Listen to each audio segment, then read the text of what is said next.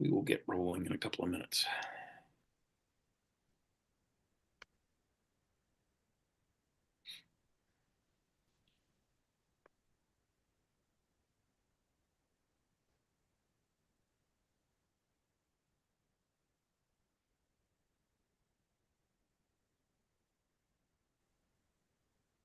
Things are a little different when you have a registration cap on a meeting, and that has caused a little bit of confusion. So apologies for that.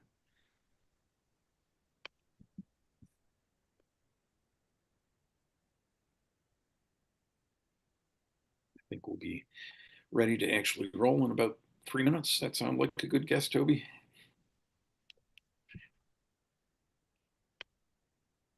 So we're streaming on YouTube. Do you want me to also, I hit record. Do you want to also record or should I turn that off? I usually just do with the YouTube streaming. Okay, so I'll turn off the recording.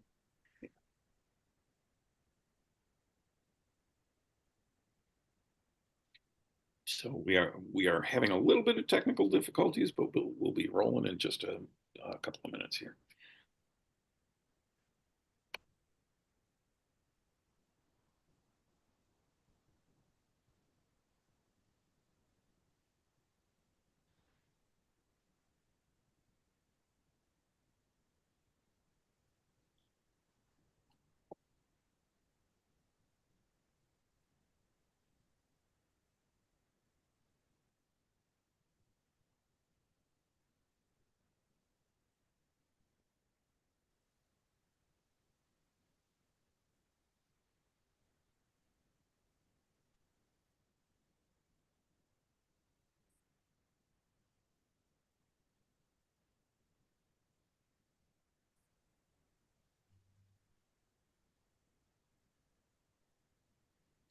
And actually, I think we can probably go ahead and start on the introductions.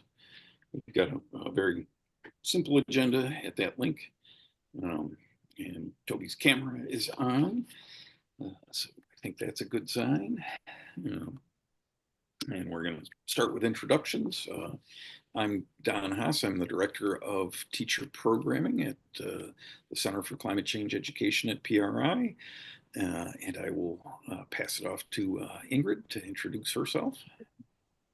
Hi, Ingrid Zabel. I'm Don's colleague at PRI and I'm the Climate Change Education Manager. I'll hand it off to Rob Ross. Okay, and I am a colleague of both of these fine people, and I'm Associate Director for Outreach at PRI. And I will hand it off to Toby Ault. Hello, I'm Professor Toby Ault. I'm a climate scientist at Cornell in the Department of Earth and Atmospheric Science. I studied drought, and I teach every fall a big, like 200 plus person climate and energy class, for which we developed a number of AI tools that I'm excited to be sharing and talking about and getting your opinions on today in the context of this meeting. So thank you. And I also work closely with PRI and these fine people that have introduced themselves already on climate outreach and impacts. Yeah, and we're going to start with just a little bit of open discussion about what folks are doing now. So if maybe we'll have Rob go first on that because he's done a bit, and then open it up to the participants. We are a smaller group than anticipated by a little bit, so we'll be able to have an easier discussion, I think. So go ahead, Rob. Okay, so I'll start by telling you that I am probably like most of us on this call, very much at the bottom of a steep learning curve. I'm excited and scared and curious and all of the different adjectives. And so far, I have used AI primarily just in my own personal life, for which have quickly grown. I don't know if addicted is quite the right word, but it is very common now for me to just use one of the LLMs, one of the AI tools for a search instead of going to Google. And if I have some documents to review and they're overwhelming, which is not uncommon, I'll throw them into one of these tools to get myself a summary. If I've written something quickly and I want to make sure it's okay, instead of using the grammar check, I have it reviewed by AI. If I'm looking for some piece of information that's just exactly what I need, I will frequently choose AI over searching, and I'll choose a tool sometimes that has some citations so I can go back to the literature that the information comes from.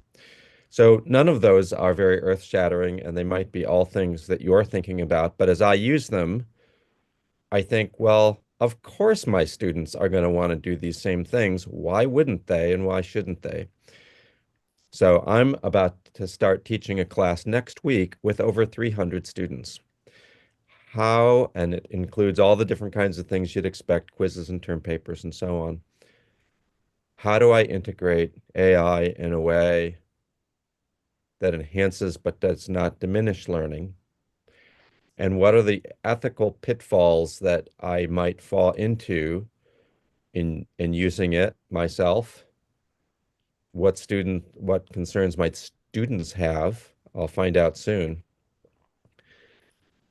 Anyway, I've said enough, but I say those things because I think they probably provide a bit of a common denominator for some of us, and we would be grateful to hear your thoughts on experiences you might already be having. So who's brave enough to go next? Hello, can you hear me? Yes. Oh, hello. My name's Chris. I'm a science teacher. Last year, I was teaching an oceanography class, and we had a lot of fun. It involved 4 or 5 field trips that we went on. And at the end of the year, we decided to make a music video with music that was AI generated. We were using something in this case called Suno AI, and the kids came up with lyrics. We actually put in what type of genres, and it would come back with all these different musical compositions for us. We didn't have to know anything about music, just what lyrics we wanted to put in. And it was a lot of fun. And we ended up making a really nice AI video of the year in review with all original music that the kids made on AI. That's There you amazing, go. Chris. Yeah. Did you what kind of information did you feed into the year in review? Did you have images or video of students? How did that work? The music was AI. The images were YouTube. We Okay. couldn't show any students, but we could show the places that we went and the things that we did. Um, I see. So you so integrated the music on top, like you used a traditional video editor and added the music on top of the other elements? I'll actually I already had a uh, editor called Wondershare, so it's Hmm. a sort of kind of a premium editing program that I just happen to have. Yeah. So so we use that, and the great thing was that the none of us, I don't think any of the students in this class were musical, but we were able to put together a really nice soundtrack for this. Very cool. Do others have stuff to share? All right, I'll go. I teach high school science and I've used it because our curriculum changed this year to come up with ideas for new investigations for my students. And ironically, I told my kids I was taking this class today. And they're like, Mrs. Cruz, you want us to cheat?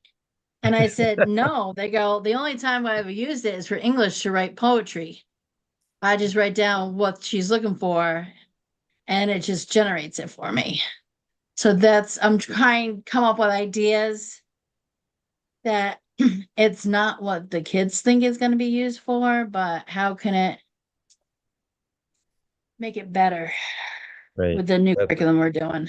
that's a great example. And interesting that the students didn't say that they had some use, like I'm sure they thought that was useful, but Right. some yes, some tool that isn't simply generating their homework. And Travis had his hand up before. Yeah, I guess I can try my audio first. Can you hear me? Yep. Yes. Okay, great. Yeah, thanks, Don. So I teach science, mostly juniors and seniors in a small school district in central New York, but I help coordinate science instruction for grades 5 and up. And it was a few years ago as I had access to, I think I was on a version of ChatGPT, and I was playing around one day before break, and I plugged a English Regents question into ChatGPT and watched with I mean, I don't know. It's like, gosh, some things don't really shock me these days. Like, prepare to be shocked all the time, right? But I kind of watched with some degree of surprise and invited my colleagues over to watch as it answered the Regent's question, and of course, I didn't have to tell it. There was some question about some literary work in it, and of course, I didn't have to tell it where it was. It found it and referenced it and everything. But I have teachers, we're teaching using next gen standards in New York State. And so teachers are using it to some degree to write assessments, whether they're next gen assessments or not. But I think that's been really useful. I've had some teachers have some success with that. But I'm just curious about AI more broadly and thinking about the tension between factual knowledge and the way that it can kind of give you access to more things. Like, if you know a little bit more, you can pick up certain textbooks and read them a little easier than if you couldn't. And, so I don't want to be asking kids facts, but I want them to know some facts. And I just am curious about exploring that too. Mhm. So. Other folks want to share? I think I've only used it really to help me I teach earth science, 10th grade earth science in Long Island. And I've been using it to try to make cluster questions, to try to build, to input them into the curriculum so the students to see more reading comprehensions and things like that. So I tried like Magic Bus, but I did have the kids, they were working on the importance of Long Island's water and the aquifer system, and they had to write a letter to our congressman talking about how they're worried about the water on Long Island. And I told them that they could use like an AI tool to help them kind of build their letter, that they had to put their knowledge in, or they had a graphic organizer that they had to fill out. And then I said, you can use your knowledge and then use that to kind of help create the letter. I don't know how many of them really put the knowledge in or just sort of said, write me a letter saying I'm worried about, like, I don't know. I don't know how would I know? Like, how would I be able to really test that to know what they did? The letters, for the most part, came out great. But again, AI does amazing things. So Yeah. Other things that folks want to share? So I've used AI as well, kind of along those same lines. It was with an ACE chemistry class, so they were a little more involved in chemistry, but there was a question about a definition, and I just told them to chat GPT it and see what they got. And then compare that definition to other definitions that they could find, like in a textbook or in our notes or whatever. And I said, you got to use the one that you understand, right? It is a fact. And, if you don't get it, then that's, you can always ask AI to reframe it or refine it, I think is the word you use. I mean, I very much personally love AI. I mean, it gave us a great itinerary for doing Italy. It was fantastic for 5 days. It worked out pretty well. And then, so yeah, personally, I use it quite a bit to write recommendations, to write assessment questions. So if you do have a Regents exam and you know that this is the question or this is the type of question asked more than once, take that, format a new question, but give it the same topic. It is very handy for that. I don't know. It would be interesting. I thought that I think it was Robert, like the class of 300 kids, to try to get summaries from them or from a large group of, like, is there a way that AI could grade my stuff? That would be cool. I mean, we already do Castle Learning and all that kind of stuff, but something that would be more like a lab. How do you incorporate it? Because kids are going to use it. I do use Turnitin for plagiarism. I don't know. I don't know much about their AI Mhm. system that they have in place, but supposedly they do have it. I don't know exactly the extent to which they use it, but yeah. So that's why I'm here. I want to know. And I will say Velma likes to be on camera, so this is Velma with me. Yeah, April. Hi. how I you can doing? share a little. I'm at the University of Rochester. I teach future science teachers, and I like to think that the things that I ask my students to do are relatively creative, but I have to say that I'm frustrated with how AI has shortcut a couple people's learning that really, of course, it's the people who need to who need the support to learn, right? Like they need to be thinking through it themselves. And I know and it started with me suggesting it like, oh, this is a great question to ask, AI, like, give me 5 ideas for this. And the response from my student was, what? We can use AI? And I said, yeah, this is a great use for AI.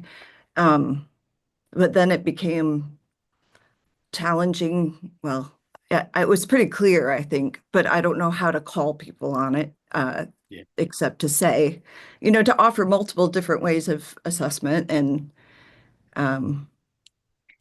but it became certainly two people's crutch, and that made me sad. I have, uh, my kid is a chemical engineering major, and I recommended if she was struggling to ask it to teach you something back at the middle school level, like try to simplify a complicated concept. So I've used it for that. I've used it we run a summer science camp at SOTUS, New York. And so I had to give me 10 names that were not too young and not too sciencey. And like we used it for that. And I did use it. I really want my own voice to be written in letters of recommendation, but I asked Yeah. it to give me like bullet points of things to make sure that I addressed. And so I used it as a companion for myself. And I haven't been too impressed with the images yet. They all like I really wanted to like have sketches of things or something, and they still feel very like hyper saturated. Like you can tell it's um Yeah. at least, or I haven't figured out the right Right. prompts. Yeah. And I actually used it to generate the image for the promotion of this meeting, which is at Yeah. the top of that agenda document. But I want to be more excited. But Right. two more things I want to say is one, I think we're not having enough conversations about the energy it costs Mhm. to do those searches. Speaking of the climate change. And also, I have a grad student who's developed this really cool app to help middle school kids understand AI, like the literacy that goes on behind it, which I think is super, super smart. And because I think we don't also help, I think we need to help learners understand what gets used and whose data aren't in there so that we also understand the ethics and the justice aspects of what gets recommended. Yeah. Now I'll be quiet. Exactly. And good to see you. Anyone else want You to too. share? Yeah, Sure, I I'll can. share a little. Oh, go ahead, Frank. Okay, thanks. So my name's Frank DeRosa. I teach in the Utica area. I teach environmental science as well as living environment. I've played around a little bit with AI myself for various tasks. I only used it in class once last year in my AP Environmental Science course. I created an AI tutor prompt to provide to my students as they were preparing for the exam that they can use. And I shared that, and also I thought it'd be good to share with a few other people in the district. But I was then later told that I should not be on school devices, students don't have access to most AI tools. And I was also told that we really shouldn't be encouraging it because of Ed Law 2D issues and student privacy. So I sort of didn't go much further than that, and I haven't done much this year, but certainly interested in learning more about effective use and compliant use as well in school districts. Great, thanks. And was it Dana that was? I was just going to jump in and just share that I am a little bit different role, I think, than many here, but I work for the Mohawk Regional Information Center and I'm their AI point person. So I do a lot of turnkey training on AI. I kind of got hooked with the bug when ChatGPT came out. And so it kind of was a natural progression in which I do a lot of research and host webinars and do PD for this. And like Frank was saying and what April alluded to, there's a lot of ethical issues and things to consider. And at the K-12 level, there's Law 2D. So I was very interested when this came across my desk to see what the viewpoint was from the collegiate level and the fact that not only do you not have the Law 2D aspect, but just in general, what the thought processes were there. And so, yeah, that's my role there. Great. Yeah, and I'll note the thing that I have used it the most for so far is when I'm writing a proposal for something or a conference proposal that's supposed to be 600 words or whatever. I always write too much and then I ask it to shorten it for me, and that has proved to be very helpful and sped up that piece of my work anyway, without I think without plagiarizing anybody or anything like that. And so that's a thing I have done, and I think maybe it's time for the next piece, which is handing it off to Toby. Great. Well, thank you. These are super helpful thoughts. Thank you for sharing them. I have a couple little activities planned for us now. And the first one is just a survey that I'm going to put into the chat right now. And if you all would be so kind as to click on that survey, make sure that it works for you, and maybe jot down a paragraph or two, maybe a few paragraphs in the next, I don't know, 3 to 5 minutes, or some bullet points about either what we just discussed or any of your responses to those questions. Once you submit that, I'm going to take all your answers and distill them using AI. And then we're going to use that as a basis for this tool that we developed for the course that I taught in the fall. And I'll talk more about that tool, which is like a Socratic Chat. So talk about the course and the motivation for it. But let me just take a few minutes to fill that out, and I'll set up the presentation I've got here while we're doing that. So just a second.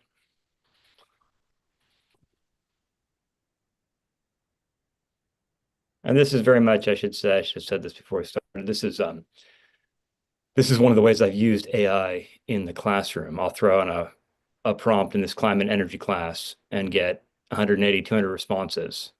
And then in real time in front of the class, I will use the large language model to distill those answers and look for common themes and opinions, as well as misconceptions, and try to correct the misconceptions and summarize the opinions. I also used it to start writing the class policy on the use of AI, using AI to help with the writing of the use of AI for the class policy, which of course the students thought was pretty fun. Very meta. Mm-hmm.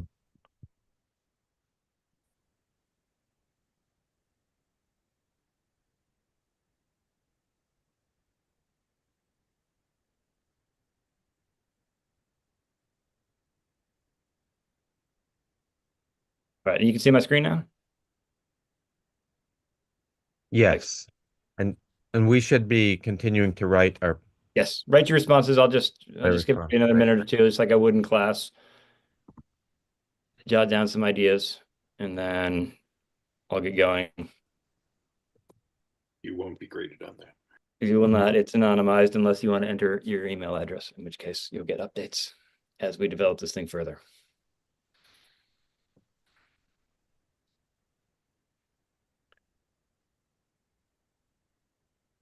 Oh, and then I just wrote down 2 notes on student attitudes towards AI. There was a guest speaker at Cornell, I think in the spring of last year.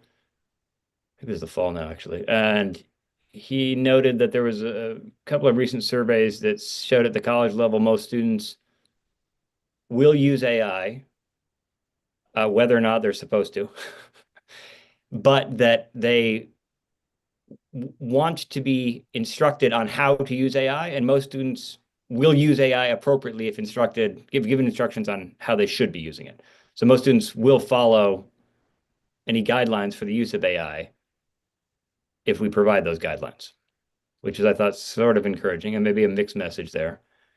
And then as far as Turnitin goes, it has an AI detection algorithm in it that was activated in the spring of 2024 without much announcement.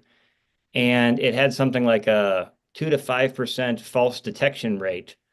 And so with a class the size of, the one that Rob is teaching or the one that I taught, 200 students, you're going to falsely accuse, 5 to 10 students or more of using AI when they haven't used AI at that level of error of false detection rate. And the false detection rate is worse when it comes to non-native English speakers. So we turned it off.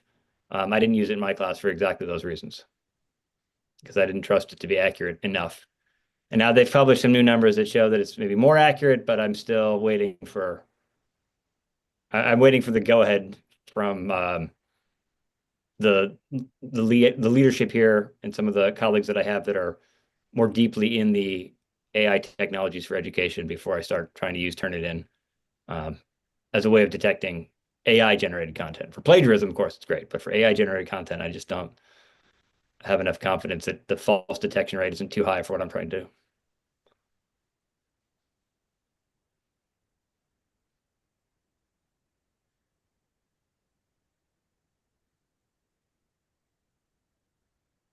All right, about one more minute, and then we'll move on. You can continue working on this while I give you a synopsis of this class and the tool that we developed for it. And then I'll look at the responses and start distilling them, and then we'll play around with the tool.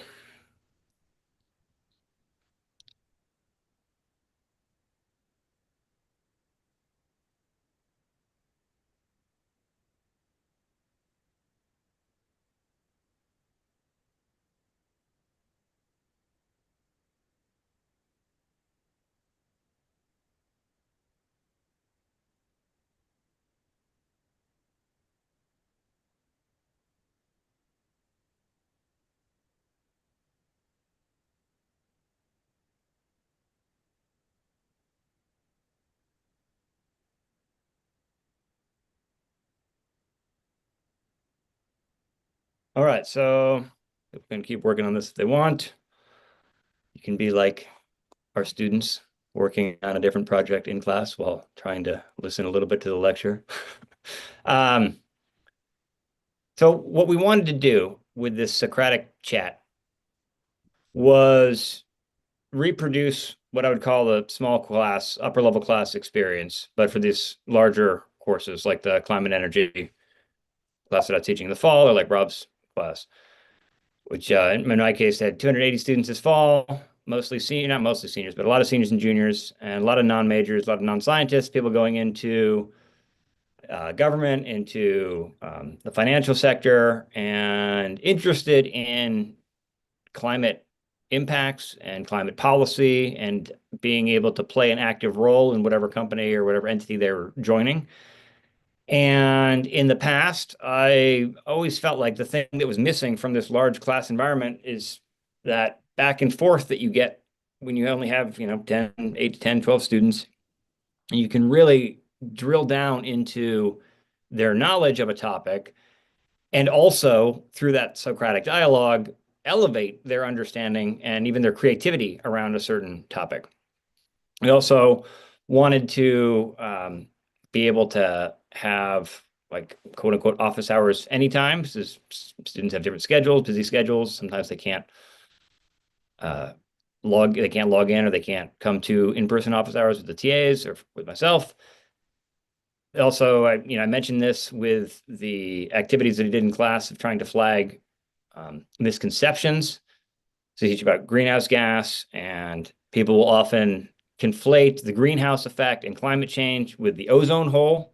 And so I have some prompts that I throw out to the students at the beginning of the semester to try to figure out approximately how many of the responses are confusing something like the ozone hole, ozone depletion, the ozone layer with the greenhouse effect.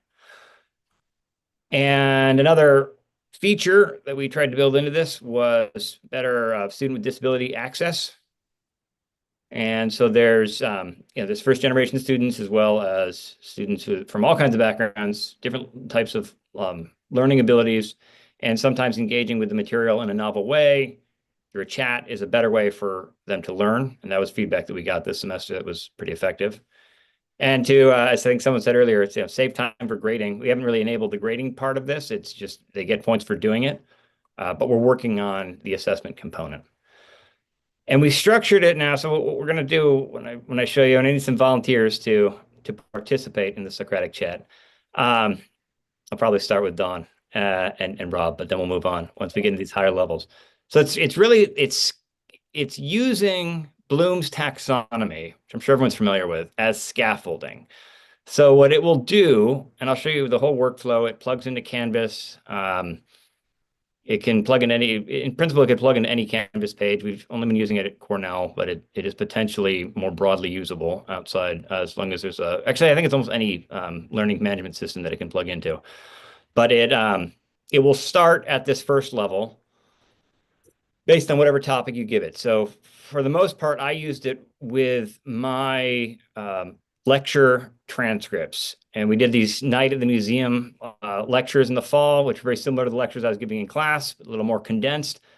We recorded them on Zoom. I took the transcript from those recordings and then plugged it into this tool. It would find the key ideas and topics, and it would starts the dialogue with the students with a question that's just asking them to remember some sort of facts from the lecture. And then from there, it works through, based on the student's answer and based on the theme, each of these levels of Bloom's taxonomy. And you're going to see this, there's a little bar that shows the progress that we're making as we move through these different levels, all the way up to the create level. And so like the first time I did this on my own lecture, I was taking it as though I were a student, and it was about my own lecture.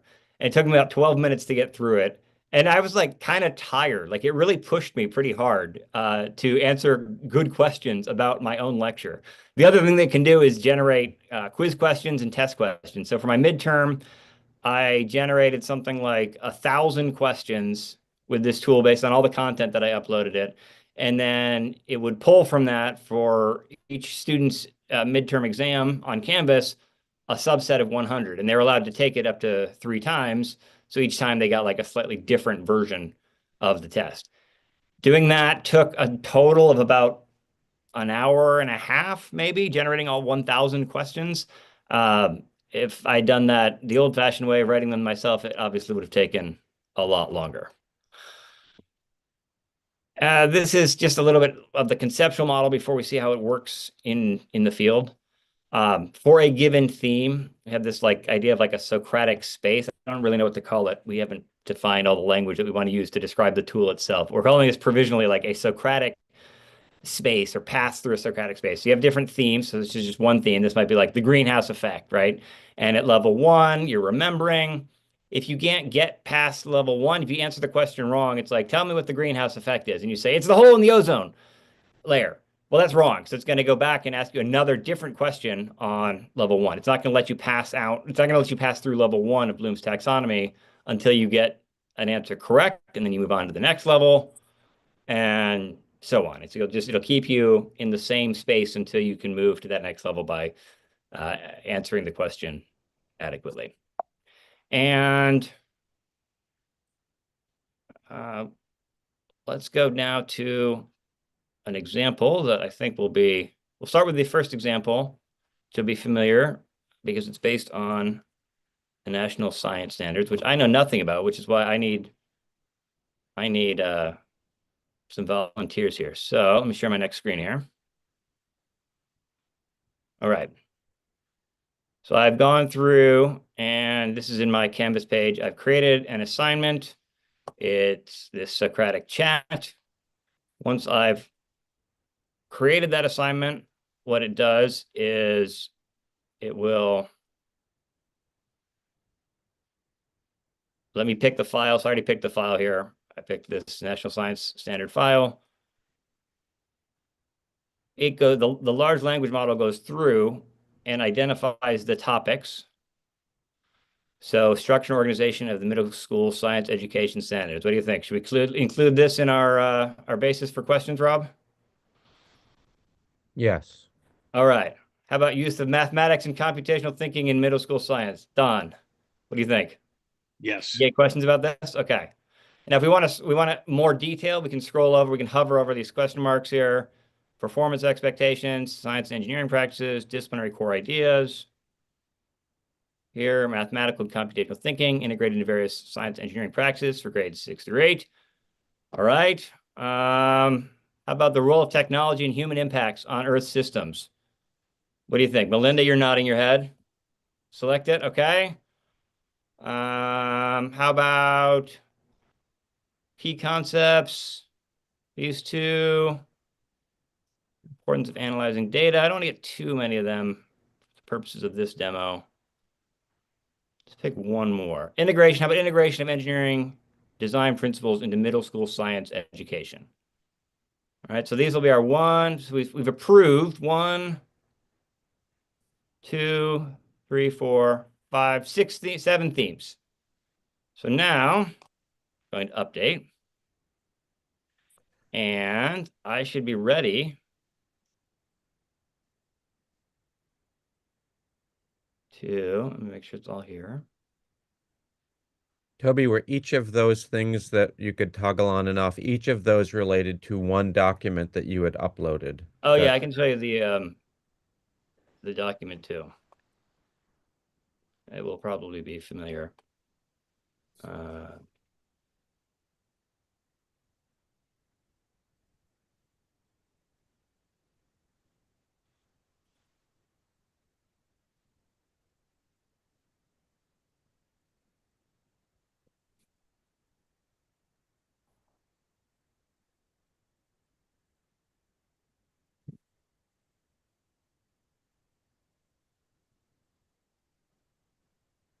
Second.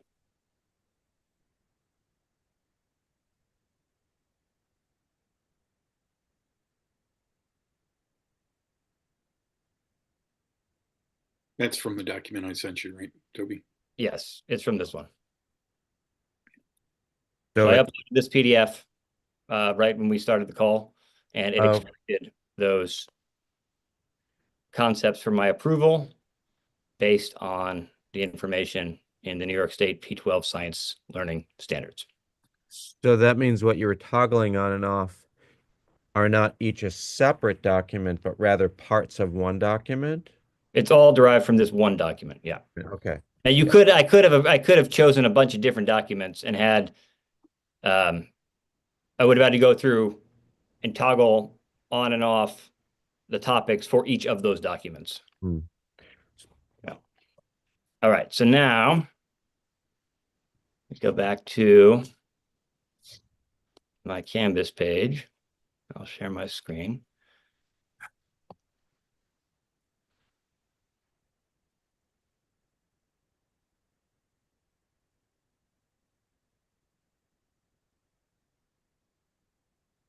So just to clarify, you uploaded that document and now we are trying to have the AI answer the questions that you just toggled or create something that you just toggled based on what you toggled. Like based on that document, we just asked it to, I'm not completely clear as to what we're asking it to do. So based on the document that I uploaded, it creates an outline of the main themes and sub-themes. Just based on the toggle. Yes. Yeah. And then I get to choose which of those it's going to ask me questions on. So now I'm going to switch over to student view. Gotcha. Okay. Now I'm going to pretend like I'm a target student. choices were generated by the AI, correct? The complete outline is generated by the AI. So now one of the things, like one of the pitfalls that I ran into was when we were doing these Night at the Museum lectures, there was a whole discussion about which camera we were going to use and whether we were going to record on Zoom or whether we were going to use the recording from the camera or the audio. And it picked up all that in the transcript. And so then like one of my options was audio recording equipment and the subtopics were Zoom versus camera, right? So I would not select that as as a theme that I wanted the students to like answer a Socratic chat about because it was not relevant to the actual content, but because it's AI, it doesn't know. It's just trying to find the structure of what's there, create an outline, and then I approve the topics from that outline. All right, so now this is, and this is where I'm gonna need help because this is not, I'm not doing one of my own lectures. I'm gonna need some volunteers here. All right, so welcome to the Socratic Dialogue. To begin the conversation, click Begin Dialogue button. Certainly. Let us begin our dialogue on the key concepts in Earth and space sciences. So it's picked the Earth and space sciences theme, and it's going to ask from the remember level of Bloom's taxonomy. Can you list the main components of the Earth, Sun, Moon system? I can rate, I can say it like this. So I mean, I'm assuming that this is listed somewhere in that document that you sent, Don. So I'm going to call on you. Can you remember what it would want, what was listed in that document in the main components of the Earth, Sun, Moon system? Well, I would say the main components of the Earth, Sun, Moon system are the Earth, Sun, and Moon. I would think so. Let's see what it says. And just so you all know, this is totally an experiment. Every time we do this, we learn something new. You are part of the science of learning about AI right now. I have no idea what's going to happen when I click enter here. I mean, I know in a general sense what's supposed to happen, but I haven't done this with this document ever. And I am just as excited as you are to find out. Ah, your answer is correct, but it could be more comprehensive. So it's not going to let me move on. It's not going to let me go. You've identified the three primary bodies. Can you recall any specific motions or interaction between these bodies that are important in this system? So it wants more detail before it's going to let me pass. So let's say I'm really stuck. Can you help me? I have to say, I think that's great that it's asking for more info because I'm really struggling with my students that they try to kind of give the bare bones answer and they're not really. So like the question says like, explain in terms of density, why is the air rising or something? And they just write, because it went up. You're not explaining anything. Exactly, or we're spreading when the seafloor spreads. Well, that's great. Let's give him. So I think that that's really big. That's exactly what we tried. So Marty Sullivan, I don't know if he's on the call. Marty Sullivan is like the genius behind this whole operation. And he worked all summer, all the way back in this. We started this almost a year ago. And he really worked to get it to be like a tough but caring, super patient professor in the room with you. That's like, it's not gonna let you pass until you really delve into what it has decided are like the core ideas that you should be able to recognize. So let's look at its clues here. How does the Earth move in relation to the sun? What motion does the moon have around the Earth? Are there any repeating patterns you can think of that involve these three bodies? Try to recall any cycles or regular occurrences you've learned about that involve the Earth, Sun, and Moon. All right. Back to you, Don. What do you want to say now? Okay. So let me think. So how does the Earth move in relation to the sun? Well, it orbits the sun in a nearly circular but slightly elliptical orbit and at a distance of 93 million miles from the sun. And what motion does the moon have around the Earth? Likewise, the moon has a very nearly circular but slightly elliptical orbit. And are there repeating patterns you can think of that involve these three bodies? Yes, there are. The cycling through the phases of the moon, which is what the moon appears to look like from the Earth. I'm going to leave the typos in here. I just want to interrupt. So I'm going to leave typos in here. Okay. Because it'll read right through them. Okay. Go ahead, sorry. That's okay. And the tides are also dependent upon the motions of these bodies. We can get into spring and neap tides if you want.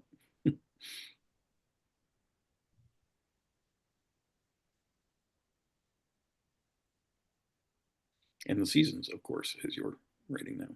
All right. I don't know if I got everything there, but let's see what it says. Excellent. You've demonstrated a much more comprehensive understanding now. Your answer, whew, that was stressful. I didn't know if we were going to get past the first level there, Don. I was like, embarrassing. Be a really embarrassing thing. All right, so and this has happened with me. Like, so I've done this in my own lectures live and demos, and it's like I can't even pass like the second or third levels of my own lectures. It's like it's really tough. Okay, so we've got past the remember level. Now it wants us to understand something based on what you've described about the Earth, Sun, and Moon system. Can you explain why we experience seasons on Earth? So, as a climate scientist, I'm going to go on a limb here, and I think I can explain why we have seasons satisfactorily to. I think I can, but actually, let's get a volunteer. How about let's see, Rob, what do you think? I know you're a climate scientist as well now. What do you think? Why do we have seasons? Honorary for the moment. You're Okay. like Well, climate. You're all climate scientists. We're all climate scientists. all right. We're all climate scientists now. Um, can you explain why we experience seasons on the Earth? The Earth is tilted slightly with respect to the sun, and as it orbits the sun, sometimes the northern hemisphere is tilted toward the sun over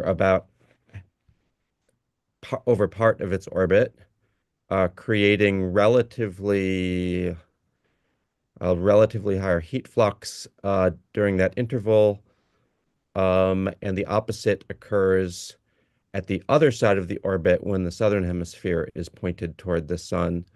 This creates temperature cycles of in the northern and southern hemispheres that are opposite one another.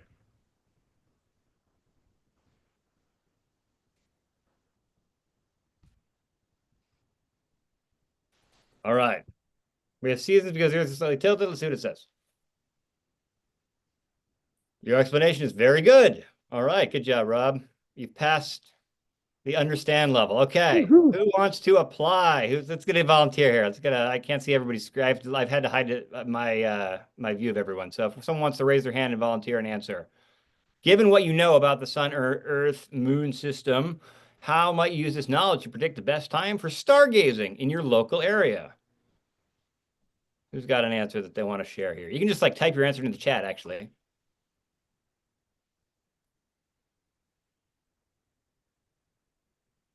Teachers Either have me type it in or you can type it to the chat. We need a volunteer. Otherwise, I'm going to have to go back to my other Zoom screen and pick someone at random.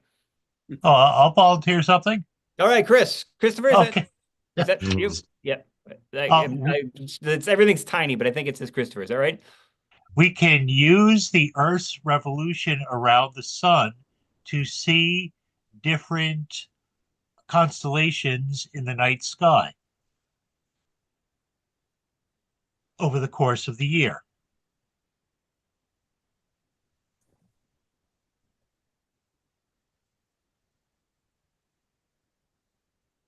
All right.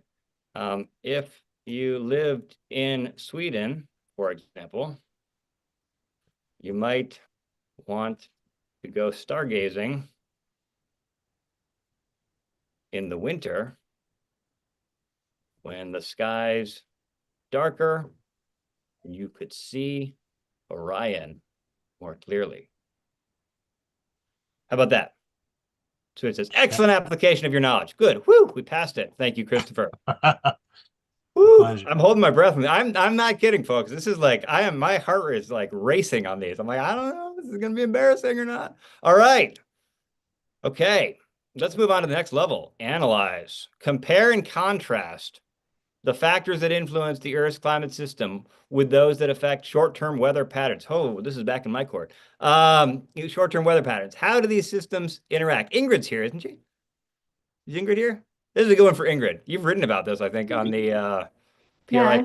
Yeah. So What do you want to say? Compare and contrast the factors that influence the Earth's climate system with those that affect short-term weather patterns. How do these systems interact? Ooh. Yeah, I'm Getting up trying to there. think how to summarize this. The higher you go, the higher you fall from, right? This is like we're up, 3 levels now. Yeah. Yeah. How about let's say, go ahead. Yeah. Yeah, I was going to say that the factors that influence the Earth's climate system are the flow of energy in and out of the Earth's system.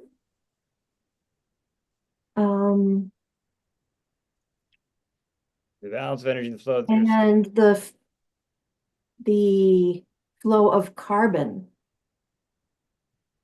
in and out and among of the different parts of Earth's system.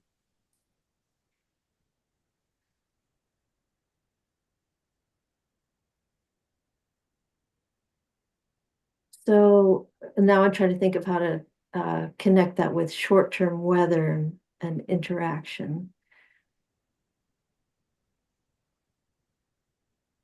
Okay, you're continuing, yep. I'm just saying instabilities in the flow of the atmosphere from phenomena like Rossby waves and baroclinic eddies. Take that. Okay. Socrates, what do you think? All right, it says, impressive analyses. I thought if we include the carbon, I was going to include the carbon part, but didn't like that because I thought it might actually do what I think you were hinting at. Like if you have different background levels of CO2, that's going to fundamentally set the thermostat for like the global average temperatures. I thought it might actually force us to go that route, but it's letting us pass with just this cursory analysis, ignoring the CO2 part. Impressive analysis. You've certainly distinguished between long-term climate drivers and short-term weather influences, and you've introduced some advanced concepts like Rossby waves. All right, let's move on. Who wants to volunteer an answer to this one? Evaluate. Based on your understanding of Earth systems, assess the potential long-term impacts of increasing global temperature on water cycles and weather patterns. What evidence would you look for to support your assessment?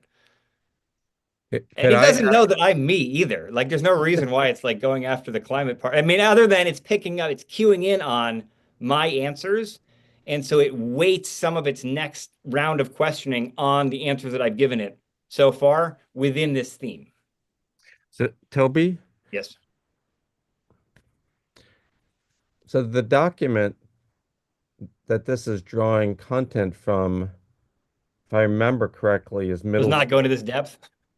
Exactly. So Yeah. presumably Rossby waves are not, I mean, maybe they're mentioned someplace, but no, there's I'm no way. guessing It's not. like, yeah. So, so how is the Socratic chatbot? How does it know that that's an excellent answer, or even know what Rossby waves are? If it's only, or is it using? I guess So here's where it's fuzzy to me. Where it's using information just from the document and how it's communicating with the rest of the large language model. That's a good question, and we've got this toggle. We've got a toggle in there somewhere. It's more like a slider. So we could set it so that it will only ask and accept a conversation tied to the content in the document itself. That makes for a very dull conversation. And it's really annoying because it's so picky about your answers. Like, you have to word things almost exactly parallel to what's contained in the document. So we've toggled it to the other extreme, or not quite to the other extreme, but closer to the other extreme, where it bases its focus on the document, and then it accepts a whole wide range of correct answers based on its knowledge of, like, based on the actual large language model itself and its knowledge of the topics. And so it will, well, I have time down anyway. It will give you a very a very complimentary piece of feedback if you give it like these longer, more complex, more nuanced answers, because it's able to recognize that you're bringing a level of expertise to the problem that is beyond what's contained in the document itself. Right. So where is it getting the questions? Like, is it getting them from the LLM? It's generating the question. Okay. But still based on that one document that you uploaded. Yes. Okay. But then, so I guess it's just from wherever, just pulling questions in, wherever it can find information. Yeah, it's based on, yes. I mean, it will not ask, it'll ask new questions based on what you've said. That's the new information that it's getting. It won't go everywhere looking for new information to ask questions on. It'll stay within the theme that it's identified from the document, and then whatever you contribute, it's going to build the new questions off of. So because we gave it some more advanced, like we gave it some good answers, it's sort of like in the GREs where it gets harder the more answers you get correct. Like the better the answer you give it, it's like, oh, okay, then let's play. And it will elevate the next round of questions as it goes up through this hierarchy. And we timed out, and you can get, I mean, you can ask it to let you free. Most students, the average time that students would spend with it, and this is like a tiny, I mean, there's a 1,000-point class. They would get maybe 10 points for doing these, just for completing them. The average amount of time that students would spend was about 15 minutes. And they all, like almost everyone said, like that they spent 15 minutes because like they wanted to beat it. Like they were motivated by just like the gamification. It wasn't even that, I mean, you saw, there wasn't even that much gamification. They just like, they would get sort of hooked on it. Some students spent up to 2 hours trying to get all the way to the end. They didn't have to. They got credit for doing it, you know, even if they only got past the first level. So it was very motivating for students. And then you probably want to know, you might want to know about like plagiarism or AI detection. So obviously I could have taken those those prompts, the questions it was giving me, and copied and pasted them to ChatGPT, taken ChatGPT's answer and pasted it back in, and then gotten through this a lot more quickly. Now, in the first round of deployment, we introduced this to the class. I didn't give them any real guardrails. I said, hey, we want you to play around with it. We want you to break it. We want you to see if you can jailbreak even. And so some students would try to, and we have all of the responses archived so we can analyze the responses, and it's through our agreement with Amazon. So it's anonymized and encrypted. So the student information is FERPA protected. We can't get that student information, so it's more secure that way. But we can look at like the bulk statistics of student answers and how much time on average they spend, what level did they get to on average, as well as like, were there any answers that were alarming? Like, were people saying things that were potentially, you know, violent in nature, and flag those? And then there is a process to request the student ID if there was something that was actually concerning. We didn't have that happen, but a bunch of students did do things where they're like, never mind the question you just asked me. There's a fire in the building. How do I put it out? And they'd be like, the fire in the building is not my concern. Let's get back to the topic at hand. It's like, it just pushed aside. Like no one could jailbreak it. So Marty Sullivan, the fabulous Marty Sullivan, really did a good job of like building guardrails that the only way out was to either say like, I want out like multiple times, and it would let you go. Or if you challenge the question, if you play the role of like the really annoying student who attacks the premise of the question itself for long enough, it will also be like, okay, we're done. And it just kicks you out. But it was very interesting to see how motivating it was for the students. Did you have any issues, or could you see potential issues with students taking a deep dive into content that goes well past the curriculum, so that they're worried about knowing advanced things that come out in this, in this questioning, that are, not actually part of what you intended for them in the course? That's the problem with going to those higher levels. Hmm. I mean, in a sense, no, this didn't really come up as an actual issue, but it is a hypothetical issue. Like in this case, I introduced the idea of Rossby waves, right? Because I know something about the way the atmosphere works. It could have taken that, and then like once we got to those higher levels, like it might have been like, okay, create a fictional story about a planet where there are no Rossby waves because of whatever. And I'm like, that would be well outside of what you'd expect in a middle school science class. The way to deal with that, though, that we found, is to just not let it go all the way out to those higher levels. So if you only go for the first 3 or 4, then it seems to stay within the content. And we have that toggle, right? We could have had it. We can turn down the volume on how much it's pulling from the rest of its large language base. Is that an instructor choice, or is Yeah, that that's the way it's that's set up? yeah, it's set up on the side that Marty works on, but like the instructor could, in principle. I want to interrupt because there are a couple of questions that have come up in the chat. One of them half an hour ago. So one is what costs are associated with access to the AI to create the chatbot, and the other is what is the underlying LLM that this tool uses. And I want to point out it's 5:30 and we're scheduled to go to 5:45. So, and I have all the summaries from all of your comments as well to share in just a second here. Right.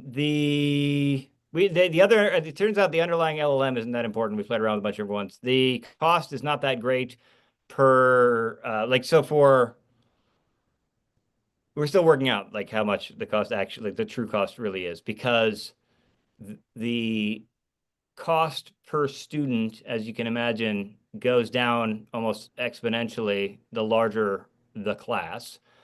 But then if you have a large class, you also sometimes end up with really, really motivated students who can rack up a significant bill by spending 2 hours on one chat or doing multiple chats just for fun because they think it's cool. So we're still working on that. But for like the college level, what we've had as a benchmark is that this should absolutely not be more than like the lower end of what a textbook should cost per student. So that would be something within like that could be either covered by like a course fee, or that would be within the budget of a college or a teaching environment. So, if but the other X factor though is as it scales up, as we try to like make it more widely available across campus and beyond, there are development costs that has to come out of someone's budget. Like you have to pay for the time for the IT folks to be able to maintain and support it and debug it when things break. And so the pricing is a little bit uncertain at the moment. But if you're interested, I mean, we are trying to like, we'll stay in touch. I mean, we can follow up on that offline later, because it's still very much a work in progress. But I think it was for my teaching budget for the semester for the 250 students, and we did about 10 chats. The total AWS cost was on the scale of a few hundreds of dollars, I think. But that doesn't factor in some of the architecture and doesn't factor in Marty's time either. So that's, I guess, as quantitative as I can be within the bounds of the uncertainties from the different parameters. So let me Travis has a question too. Yes. So just a couple clarifying things about the cost. So you're saying, so this is like a sliding scale. So in other words, like maybe you don't charge students a different amount, but it's like if a kid uses it more, it's almost like, why? Because they're drawing more resources by using it more. They're using more energy. How does that, like, what is that? How does that work? Yeah. So, so if a student was to use it for like 2 hours, let's say, in an extreme case, that student is, every time they're interacting with it, potentially the whole chat, however many pages of dialogue, is being uploaded and reprocessed each time or a few times to be able to keep going to the next level. And so for that one student, the total number of like GPU or credit hour or credit like tokens that you're paying for is going to be really, really high. And so this is where there's like uncertainty in the pricing and the costing that we're trying to figure out, because we want to have like just like an average. Right. We have some of this data from my class, but then we're working with the Cornell IT folks who have been really supportive of the development of this to figure out, at different points of scaling, how do the costs of maintaining and developing the tool look in terms of the human resources alongside the exponentially decreasing per student cost. So in an ideal world, we'd have like a fixed rate per student per 10 chats or 15 chats per semester, something like that. And that would just be like a representative average. And occasionally you'd have a bunch of motivated students, and like maybe you said you're like a small private school. So you might have some like really motivated students, and like, okay, they break the budget, but on average, it all sort of works out because, we've done it enough times with a large enough population that we know the basic price point. But right now I'm just paying for it with like the fumes of other grants that I've been able to reallocate for this. Okay, thank you. So let's see what we've got for our responses here. So let me post the document that I just generated from your answers earlier.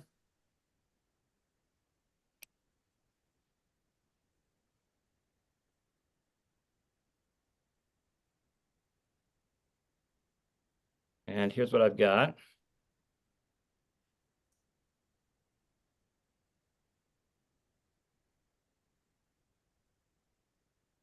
Oh, and then cheating. I didn't talk about cheating with this tool. Okay, you're going to love this as instructors. You're going to love our method of dealing with cheaters. I promise you're going to love this. You ready? Are you ready to love our way of dealing with cheaters? So the first round, there were no, first few rounds, there were no restrictions. They said, try to break the tool. They couldn't get it to, they couldn't jailbreak. And what we did notice, though, was that there were some responses that had no grammatical errors at all, and no typos and no spelling errors. And each response was like 3 to 5 well-written paragraphs and like perfect, and brought in a bunch of auxiliary information. And they were able to complete the chat in like 6 minutes and write, 15,000 words. So we said, okay, this is when I threw out this prompt to the class of like, okay, let's write an AI policy. Because what I don't want you to do is like copy the prompts, put them into another AI, take the AI's output, put it back into my chatbot, and get credit for it, right? So they all agreed that that was fine. We wrote our AI policy. Then we had the AI policy. And then what we did, the next time I assigned it, is we just looked at the ratio of total words to total amount of time spent on the chat. And there were like 5 students who still stood out as having just an exceptionally high number of words to the amount of time they spent on the chat. And so then I singled out those 5 students and I was like, I really liked your answers. Would you like to jump on Zoom and tell me more about, and they were like, I'm sorry. I used ChatGPT. So that was problem solved. They did not want to have the actual Socratic dialogue with me, the human, at the other end of Zoom. They much preferred to admit that they used ChatGPT, and they apologized for it. And that was the end of it. That was after that, we didn't see it anymore.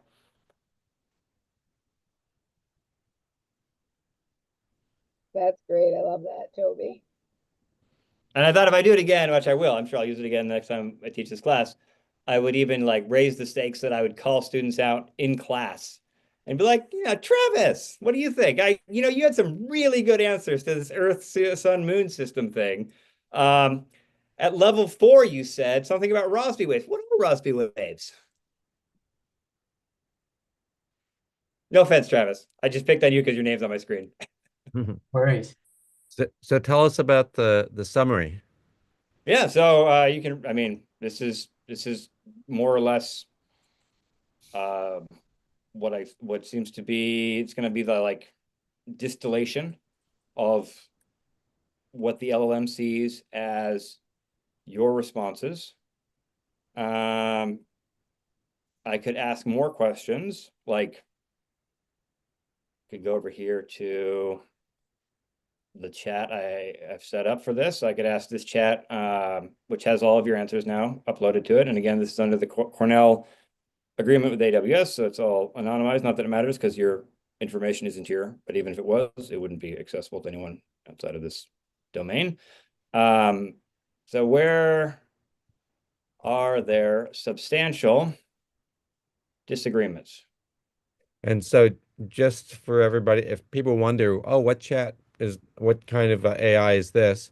Sandbox AI is a Cornell tool that, if I understand correctly, takes from It's just Anthropic. an interface. I mean, I could be doing this with any AI tool. This is Right. nothing fancy about it. It's just But this is just one that, like, if you don't recognize it as because it's an internal Cornell tool right now.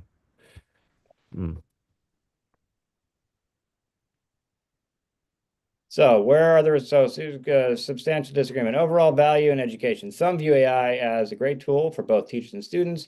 Others explicitly state they do not want to use AI in class. Some take a middle ground.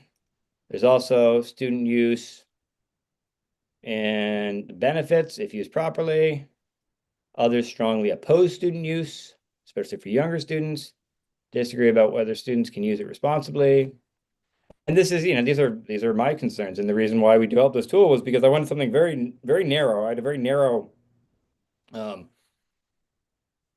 goal that I wanted to accomplish with the use of AI, which is like to reproduce that dialogue that I know that I can have in the smaller classroom, and ultimately to promote learning and thinking.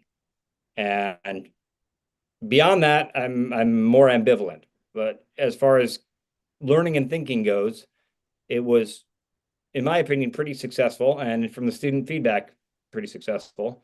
And even when I did it, like I would sometimes for my own lectures, like I said, I would do it and I would get better. I felt like I got better ideas for how to give my own lectures. One of the examples when I went it, I was like, I gave a lecture on like the pale blue dot from the Carl Sagan quote. And it really like, it pushed me to like create some sort of public advertising campaign using pale blue dot thinking.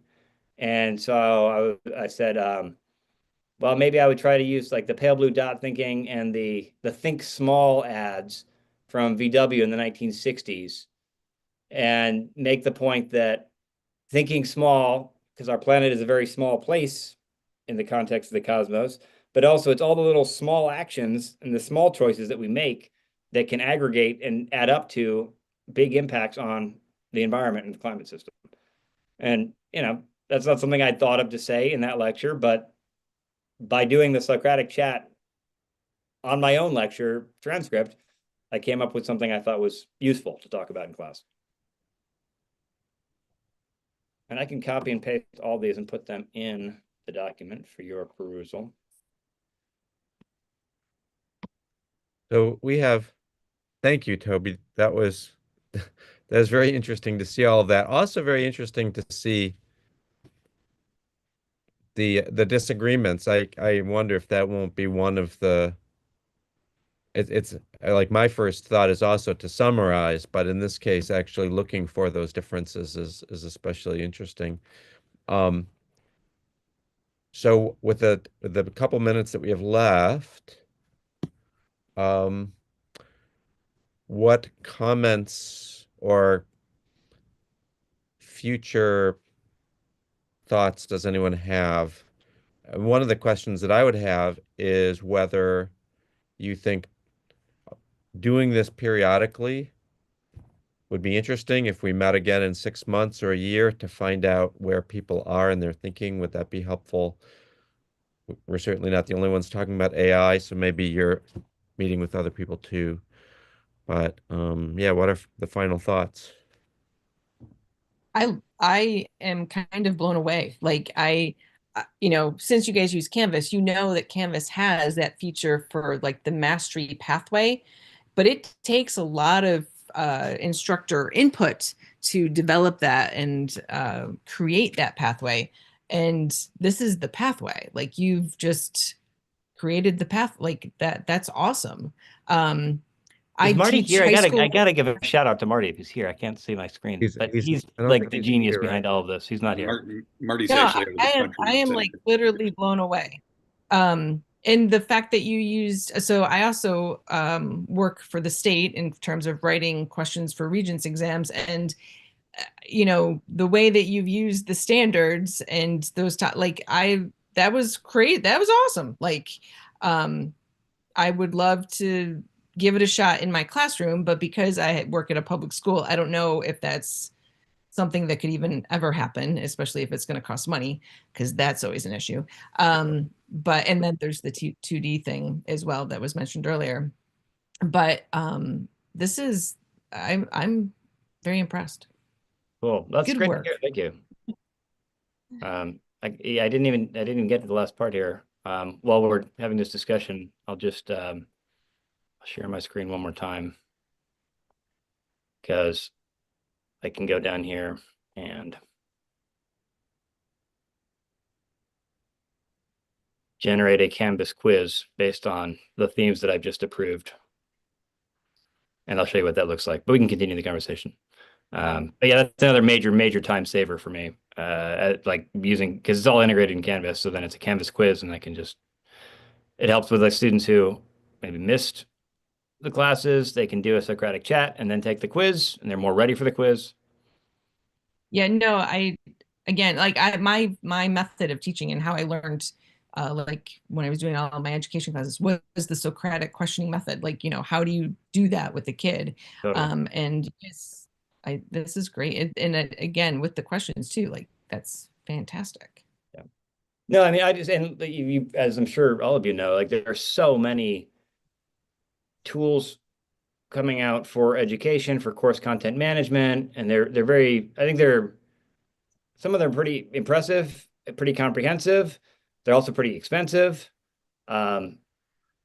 This is really like we're trying to be pretty niche and narrow, and we're a university. We'd be interested in like the research side of it, and we're obviously we're a nonprofit, so it's we're not marking it up. Like we would try to make we want to be able to like keep it going, as a way of not only providing this service and this tool that promotes learning, but ultimately also as its own like research tool on how students learn on these different topics across these different themes. So we're definitely motivated to try to get it out there and across a wider user base. But at some point, the fumes that I have to keep it running are going to run out. I think what you created and what you guys worked on is just amazing. I think like on my level, I teach high school earth science, and I thought one of the things one of the other people had talked about was just having the AI almost kind of like tutor the kids. And when you're talking about these students who are struggling with something or don't understand something, kind of having AI teach them something, and even making that maybe like a project where for Regents review, everybody gets a diagram or everyone gets like a question or a Regents question, and they have to kind of explain how to get there or how to answer or something like that, and using AI to guide them would be really great, I thought. And the other thing to say, let me just say it's created these quiz questions now based on the topics. And I think it creates something like a default of 5 per topic per level. So there are a total of 35 for the 7 levels. And what does MSLS 4.1 require students to analyze regarding patterns in fossil records? Analyze data for patterns that document existence, diversity, extinction, and challenges of life forms throughout Earth's history. So I mean, I don't know because I'm not a domain expert, but these look like plausible quiz questions for this content area to my eye. And the only trouble I had with this was that they generated so many questions. You have to approve them, or you have to approve them all. You can delete the ones you don't like. With 1,000 questions, there were some interesting ones that snuck in there, including 1 or 2 about the equipment that we used for the recording that escaped my notice. And so the students would email me like the middle of the night. They'd be like, Professor, I got this question about what equipment you used for the recording. Is that a real question? It's like, all right, you get a pass for that one. But it's just because I had to like screen 1,000 questions and I missed a few. But yeah, I totally, I think, yeah, using it to promote learning. The other area where I found it to be super useful was I had a conversation with a student about a concept map they were working on. And then I used the transcript from that conversation on Zoom to ask the LLM for code to generate a version of that concept map. And it did okay, not great. But the ability to like write code to do something I'd never done before was pretty powerful. And more than that, what I learned was that like it's not very good at concept mapping. And so as a way of promoting learning, I actually started to rely more heavily on concept maps because that's an area where the students couldn't get a lot of help from the AI. And it let me more directly assess their learning because what they were turning in was something that they had to work on themselves. And when they tried to like get ChatGPT or one of the image generation pieces of software to generate a concept map for them, it was just like nonsense. And it was very, very clear. It was only the ones who like knew how to use code a little bit that could have gotten some help. But even then, the code wasn't that helpful. I knew this because I'd done the experiment myself.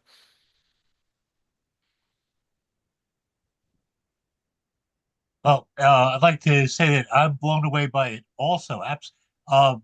Many years I was a science Olympiad coach, and we had to make a lot of tests on multiple levels. They take 30 hours, 40 hours.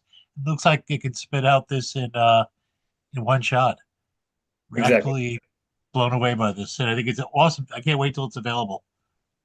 Well, we'll keep you in the loop. Thank you. Yeah, yeah. If you don't hear from us, send us a note. We're easy to find on the web, and if you can't find Toby's info, everybody's got mine since I responded to the registration post and stuff like that. And it's in the agenda. And it's in the agenda. Yeah, so everybody's contact is there. Yeah. We are a few minutes over time. I will note that next week, Science in the Virtual Pub kicks off on Thursday night for the spring season. I put a description in the chat there. But next Thursday night, we'll have Buzz Barstow from Cornell talking about what's his title? What's next in systems and synthetic biology for sustainable energy. We'll be talking about using microbes for mining the minerals that we need for renewable energy infrastructure. I expect it will be very, very interesting. And thanks one and all. Thought this was a great session. Oh yeah. Stay tuned. We'll be in touch. They have something more to announce in the not so distant future. And if nothing else, I mean, you can use your favorite LLM, whatever it is, to generate quiz questions pretty quickly, even without any of this. You have to copy and paste them yourself into Canvas, but it works pretty well for that, regardless. It doesn't mean they're all equally good at that. Copy and paste is what. And you can use a thing called Notebook LM if you want someplace to upload your documents and summarize those specifically. That's free from Google.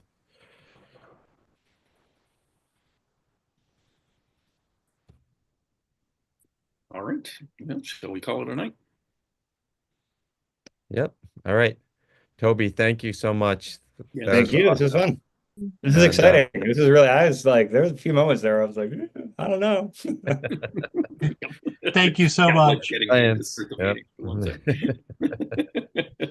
All right. Good night, everybody. Good night, everybody. At least it wasn't my own lecture notes. That's when it's the most embarrassing. When you're like getting questions wrong about your own lecture that you gave a few days earlier in front of a huge group. It's like not a good feeling. Okay. Take care.